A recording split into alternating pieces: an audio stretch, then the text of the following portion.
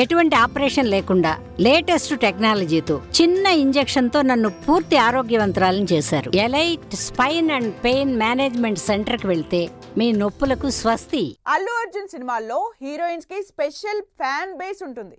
ఎందుకంటే dance style, screen presence లో బన్నీకి పోటీ ఇవ్వాలంటే హీరోయిన్ కూడా అదే లెవెల్లో ఉండాలి.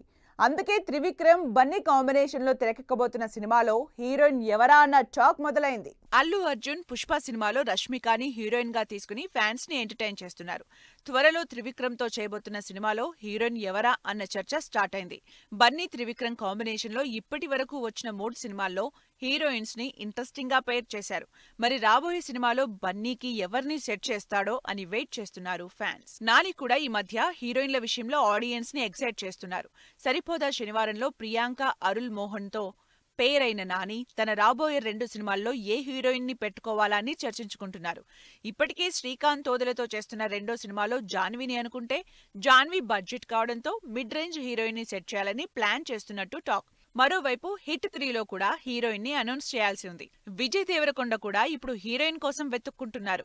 విజయ్ గౌతమ్ తిన్ననూరి కాంబినేషన్ లో తెరకెక్కుతున్న సినిమాలో భాగ్యశ్రీని హీరోయిన్ గా ఫిక్స్ చేశారు.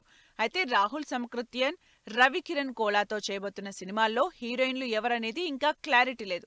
మరి ఈసారి బాలీవుడ్ హీరోయినా లేక సౌత్ హీరోయినా అనేది తెలియాల్సి ఉంది.